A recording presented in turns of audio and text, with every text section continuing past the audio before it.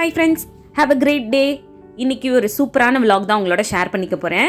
நீங்கள் இப்போ தான் ஃபர்ஸ்ட் டைம் நம்மளோட சேனல் பார்க்குறீங்கன்னா, என்னோட டெய்லி ரொட்டீன் விலாகில் உங்களுக்கோ உங்களோட லைஃபுக்கோ ஏதோ ஒரு விதத்தில் யூஸ்ஃபுல்லாக இருக்க மாதிரி சில யூஸ்ஃபுல்லான டிப்ஸை இன்க்ளூட் பண்ணி தான் என்னோட விலாக் இருக்கும்.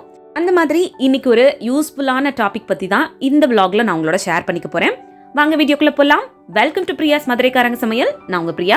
வீடியோக்குள்ளே போகிறதுக்கு முன்னாடி ஒரு சின்ன ரிக்வெஸ்ட். நீங்கள் இந்த வீடியோ பார்த்துட்டு இருக்கும் போதோ இல்லை பார்த்து முடிக்கும் போதோ இதில் இருக்க கண்டென்ட் உங்களுக்கு பிடிச்சிருந்ததுன்னா மறக்காம வீடியோ கீழே இருக்க லைக் பட்டனை கிளிக் பண்ணிக்கோங்க. அப்படி நீங்கள் கொடுக்க போகிற அந்த குட்டி குட்டி லைக்ஸ் எல்லாமே இன்னும் நல்ல நல்ல கண்டென்ட்லாம் நான் உங்களோட ஷேர் பண்ணிக்கிறதுக்கு எனக்கு கொஞ்சம் மோட்டிவேட்டிங்காக இருக்கும். இன்னைக்கான டாபிக்குள்ளே போகிறதுக்கு முன்னாடி ஷார்ட்டாக இன்னைய டே எனக்கு ரொட்டீன் எப்படி இருந்துச்சு அப்படின்றத உங்களோட ஷேர் பண்ணிவிட்டு அப்படியே டாப்பிக்குள்ளே போயிடலாம்.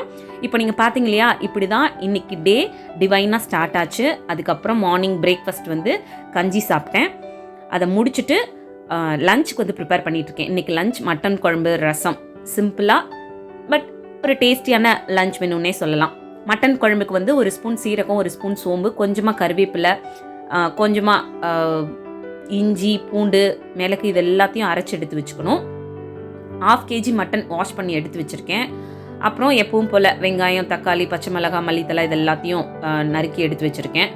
தாளிக்கிறதுக்கு பட்டை, கிராம்பு, சோம்பு அது எல்லாத்தையும் எடுத்து வச்சுருக்கேன். அப்புறம் குழம்பு மசாலா பொடி இது எல்லாத்தையும் சேர்த்து தான் இன்றைக்கி ஒரு சூப்பரான சிம்பிளான மட்டன் குழம்பு. இது கூட நீங்கள் தேங்காய் வேணும் அப்படின்னாலும் அரைக்கும் போது சேர்த்துக்கலாம். டேஸ்ட் சூப்பராக இருக்கும். இன்கேஸ் நீங்கள் வெஜ் சாப்பிட்றவங்களா இருந்தீங்கன்னா சோயா சங்க்ஸ், மீல் மேக்கர்னு சொல்லுவாங்கல்ல, அது, காளான், அப்புறம் முட்டை இது வச்செல்லாம் இதே ஸ்டைலில் குழம்பு பண்ணலாம். சூப்பர் டேஸ்ட்டாக இருக்கும். இந்த லஞ்ச் ப்ரிப்பரேஷன்லாம் முடிச்சதுக்கப்புறம் கிச்சன் கவுண்டர் டாப் வந்து க்ளீன் பண்ணணும். இந்த ரொட்டீனை தான் ஒரு குட்டி விலாகாக உங்களோட இன்றைக்கி நான் ஷேர் பண்ணிக்க போகிறேன். சரி வாங்க அப்படியே விலாக் பார்த்துக்கிட்டே இன்றைக்கான டாபிக்குள்ளே போகலாமா? இன்றைக்கான டாபிக் வந்து நீங்கள் 20 வயசாக இருந்தாலும் சரி, 60 வயசாக இருந்தாலும் சரி, உங்கள் எல்லாருக்குமே கண்டிப்பாக யூஸ்ஃபுல்லாக இருக்கும். சில டிப்ஸ் எல்லாம் நீங்கள் கேட்கும்போது எனக்கு ரொம்ப சின்ன வயசு தானே, எதுக்கு பிரியா எனக்கெல்லாம் இந்த டிப்ஸ் சொல்கிறீங்க அப்படின்னு கேட்டால், இப்போ இருக்க இந்த ஜென்ரேஷனில் 20 வயசு 60 வயசுன்னெல்லாம் நம்ம பார்க்க முடியல. சில விஷயங்களை எல்லாருக்குமே காமனாக சொல்லி தான் ஆகணும். அந்த மாதிரியான ஹேபிட்ஸை நம்மளோட டெய்லி ரொட்டீனில் ஃபாலோ பண்ணிக்கும் பொழுது நம்மளோட லைஃப்பும் சரி, நம்மளோட மைண்ட், நம்மளோட ஓவரால் ஹெல்த்தும் சரி எப்பவுமே ரொம்ப நல்லா இருக்கும். அதுக்காக தான் இது எல்லாருக்குமான டிப்ஸாக நான் உங்களோட ஷேர் பண்ணிக்கிறேன். உங்களுக்கு உங்களோட ஏஜுக்கு இதை எப்படி ரிலேட் பண்ணிக்க முடியுமோ அப்படி ரிலேட் பண்ணி உங்களோட லைஃப்பில் இதை ஃபாலோ பண்ண ஸ்டார்ட் பண்ணுங்கள். கண்டிப்பாக சூப்பரான சேஞ்சஸ்லாம் உங்களோட லைஃப்பில் இருக்கும். ஃபர்ஸ்ட் ஹேபிட், டேஸ்ட்டுக்காக மட்டும் சாப்பாடு சாப்பிட்றவங்களா இருந்தீங்க அப்படின்னா தயவுசெய்து அதை கொஞ்சம் சேஞ்ச் பண்ணிக்கோங்க. ஹெல்தியான சாப்பாடு உங்களோட டெய்லி லைஃப்பில் இருக்க மாதிரி பார்த்து சாப்பிட்டுக்கோங்க. நீங்கள் ஒவ்வொரு டைம் சாப்பிடும்போதும் இது எந்த விதத்தில் நம்மளோட உடம்புக்கு யூஸ்ஃபுல்லாக இருக்குது, உங்கள் பிளேட்டை பாருங்கள்.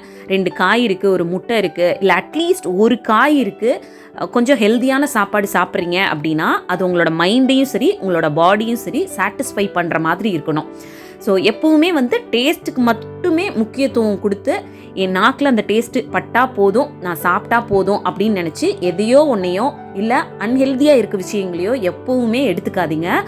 அது நீங்கள் இப்போ 20 வயசாக இருந்தீங்கன்னா இப்போ உங்களுக்கு அது நல்லா இருக்க மாதிரி தோணும். பட் கொஞ்சம் ஏஜ் ஆக ஆக, அதுவும் இந்த ஜென்ரேஷன்லாம் ரொம்ப சின்ன வயசுலேயே நிறைய ஹெல்த் இஷ்யூஸ்லாம் வர ஆரம்பிச்சிருது. ஸோ அதனால சாப்பாடு டேஸ்டியாகவும் இருக்கணும், உங்களோட ஹெல்த்துக்கும் ஏதோ ஒரு விதத்தில் எனர்ஜி கொடுக்குற மாதிரியும் உங்கள் ஹெல்த்தை இம்ப்ரூவ் பண்ணிக்கிற மாதிரியான விஷயமாகவும் இருக்கணும்.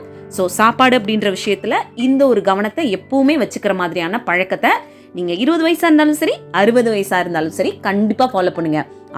செகண்ட் டிப், உங்களோட பிரெயினை எப்பவுமே ஆக்டிவாக வச்சுக்கணும், பிரிஸ்காக வச்சுக்கணும். ரொம்ப க்ரியேட்டிவாக ஒவ்வொரு விஷயங்களையும் திங்க் பண்ணணும். உங்களோட லைஃப்பை உங்களையெல்லாம் வந்து எப்பவும் ஒரு இம்ப்ரூவ்மெண்ட்டோடு வச்சுக்கணும் அப்படின்னு நினைக்கிறீங்க, ஒவ்வொரு நாளும் உங்களை இம்ப்ரூவ் பண்ணிக்கணும் அப்படின்னு நினைக்கிறீங்கன்னா கீப் லேர்னிங். ஏதாவது ஒரு விஷயத்த உங்களோட வாழ்க்கைக்கோ உங்களுக்கோ யூஸ்ஃபுல்லாக இருக்க ஒரு விஷயத்த டெய்லியும் ஒரு 10 நிமிஷம் 15 நிமிஷமாகவும் லேர்ன் பண்ணுற மாதிரி வச்சுக்கோங்க. அது புக்ஸ் மூலமாகவோ இல்லை இன்டர்நெட்டில் நீங்கள் உங்களுக்கு தேவையான விஷயங்களை கற்றுக்குறீங்க, அது உங்களோட வாழ்க்கைக்கு ஏதோ ஒரு விஷயத்தில் யூஸ்ஃபுல்லாக இருக்கும். என்னை அப்டேட் பண்ணிக்கிறதுக்கு யூஸ்ஃபுல்லாக இருக்கும், இல்லை நான் இப்போ பார்த்துக்கிட்டு இருக்க வேலையை இன்னும் பெஸ்ட்டாக பண்ணுறதுக்கு யூஸ்ஃபுல்லாக இருக்கும், என்னோட டெய்லி ரொட்டீனில் என் ஹெல்த்தை நல்லா வச்சுக்கிறதுக்கு யூஸ்ஃபுல்லாக இருக்கும் அப்படின்னு ஏதோ ஒரு விஷயத்த டெய்லி ஒரு 10-15 நிமிஷம் லேர்ன் பண்ணுற மாதிரி வச்சுக்கோங்க. அந்த லேர்னிங் அப்படின்றது உங்களோட பிரெயினை எப்போவுமே நல்லா ஆக்டிவாக வச்சுக்கிறதுக்கு, ஒரு டெசிஷன் எடுக்கும்போது கிளாரிட்டியாக இருக்கிறதுக்கு, க்ரியேட்டிவாக நீங்கள் திங்க் பண்ணுறதுக்கு, உங்களோட டெய்லி லைஃப்பை நீங்கள் ஹெல்த்தியாக வச்சுக்கிறதுக்கு, ப்ரொடக்டிவாக வச்சுக்கிறதுக்கெலாம் ரொம்ப ஹெல்ப்ஃபுல்லாக இருக்கும். ரொம்ப முக்கியமாக நம்மக்கிட்ட சோம்பேறித்தனம் இருக்கக்கூடாது அப்படின்னு நினச்சோன்னா, நம்மளை எப்போவுமே ஏதாவது ஒரு நல்ல விஷயத்தை லேர்ன் பண்ணுறதுல என்கேஜாக வச்சுக்கணும். தேர்ட் டிப், நீங்கள் ஒரு 60s கிட்டேலாம் இருக்கீங்க, சில ஹெல்த் இஷ்யூஸ்லாம் இருக்குது அப்படின்னா, கொஞ்சம் ரெகுலர் செக்கப்பை மிஸ் பண்ணாமல் வச்சுக்கோங்க உங்களோட லைஃப்பில். டாக்டர் எப்போ உங்களை கன்சல்டேஷனுக்கு வர சொல்லியிருக்காங்களோ அந்த டைமை வந்து தள்ளி போட்டுக்கிட்டே இருக்காதீங்க. எதையாவது ஒரு வேலையை சொல்லியோ, இல்லை அப்புறம் பார்த்துக்கலாம், இப்போ ஒன்றும் இல்லை, என் ஹெல்த் நல்லா தான் இருக்குது அப்படின்ற மாதிரி தள்ளி போட்டுக்கிட்டே இருக்காதீங்க. அவங்க சொல்கிற அந்த ரெகுலர் செக்கப்பை ஒரு 3 months ஒன்ஸோ இல்லை மந்த்லி ஒன்ஸோ வர சொன்னாங்கன்னா அதை கரெக்டாக பார்த்து மெயின்டைன் பண்ணிக்கோங்க. ஏன்னா ஏதாவது சின்ன சின்ன ட்ரபிள் உங்களோட ஹெல்த்தில் இருந்தாலும், ஏதாவது சின்ன சின்ன பிரச்சனைகள் உங்களுக்கு உடம்புக்கு தொந்தரவு கொடுத்துக்கிட்டு இருந்தாலும், அதை ஆரம்பத்திலே பார்த்து நீங்கள் சரி பண்ணிக்கும் போது தேவையில்லாமல் பெரிய பிரச்சனைகள் நம்ம உடல் அளவுலையும் மனதளவுலையும் வர்றதை ஆரம்பத்திலே நம்ம அவாய்ட் பண்ணிக்க முடியும். அதே மாதிரி நீங்கள் ரொம்ப யங் ஏஜாக இருக்கீங்க, ஏதாவது ஒரு சின்ன சின்ன ஹெல்த் ப்ராப்ளம்ஸ் இருக்குது அப்படின்னா அதை ஓப்பனாக ஃப்ரீயாக வீட்டில் பேசுங்க. அது ஏதோ ஒரு விதத்தில் உங்களோட டெய்லி ரொட்டீனை அஃபெக்ட் பண்ணிக்கிட்டே இருக்குது. உங்களோட டெய்லி வேலைகளை நீங்கள் ஆக்டிவாக பண்ண முடியாத அளவுக்கு உங்கள் ஹெல்த்தில் ஏதோ ஒரு விஷயம் உங்களை தொந்தரவு கொடுத்துக்கிட்டே இருக்குன்னா, அதை வீட்டில் உங்களோட ஃபேமிலி மெம்பர்ஸ்கிட்டயோ இல்லை ஒரு டாக்டரை பார்த்தோ அதை வந்து ஆரம்பத்திலே சரி பண்ணிக்கோங்க.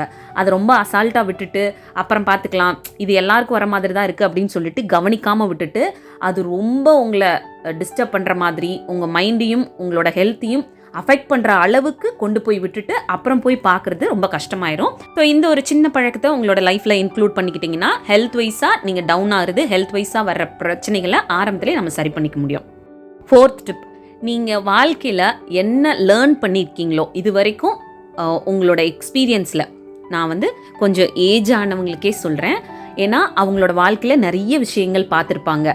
பண விஷயமா, ரிலேஷன்ஷிப் விஷயமா, அவங்களோட வாழ்க்கையை அவங்க ஃபேஸ் பண்ண விஷயமா, நிறைய விதத்தில் அவங்களோட வாழ்க்கையை அவங்க பார்த்து அது மூலமாக கிடைச்ச எக்ஸ்பீரியன்ஸ் அவங்க லைஃப்பில் நிறைய இருக்கும். அப்படி உங்களுக்கு இருக்குது அப்படின்னா அதை வந்து உங்களை சார்ந்தவங்களுக்கு ஆரம்பத்திலே சொல்லிடுங்க.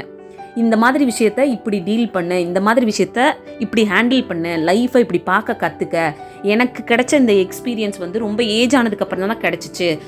அதை வந்து நீ இந்த ஏஜ்லேயே கற்றுக்கிட்ட அப்படின்னா உன்னோட லைஃப் இன்னும் நல்லாயிருக்கும் அப்படின்னு சொல்லி உங்கள் வாழ்க்கையில் உங்களுக்கு கிடைச்ச ப்ளஸ் மைனஸ் அது ரிலேட்டடான எக்ஸ்பீரியன்ஸ் இருக்கும்ல, அது வந்து உங்களோட அடுத்த ஜென்ரேஷனுக்கு வந்து சொல்லி கொடுங்க. உங்கள் மூலமாக நாங்களும் நிறைய கற்றுக்குவோம். ஏன்னா இப்போ வீட்டில் இருக்க பெரியவங்களோட டைம் ஸ்பெண்ட் பண்ணுறதே ரொம்ப கம்மியாயிடுச்சு. அப்படி உங்களுக்கு வீட்டில் சின்ன பசங்கள்லாம் இருக்காங்க, உங்களோட பேரன் பேத்தி இல்லை பசங்க, அவங்களோட எல்லாம் வந்து உங்களுக்கு டைம் ஸ்பெண்ட் பண்ணுற மாதிரி கிடைக்குது அப்படின்னா அந்த நேரத்தில் நீங்கள் உங்களோட லைஃப்பில் கற்றுக்கிட்ட பாடங்களை வந்து அவங்களுக்கு சொல்லி கொடுங்க. அது அவங்களோட வாழ்க்கையை இன்னும் நல்லா வாழ்கிறதுக்கு ஹெல்ப்ஃபுல்லாக இருக்கும். ஸோ அவ்வளோதான், இந்த வீடியோதோட முடியுது. இன்னொரு யூஸ்ஃபுல்லான விலாகில் உங்களை மீட் பண்ணுறேன். வீடியோ பிடிச்சிருந்தா மறக்காமல் லைக் பண்ணுங்கள். தேங்க்யூ.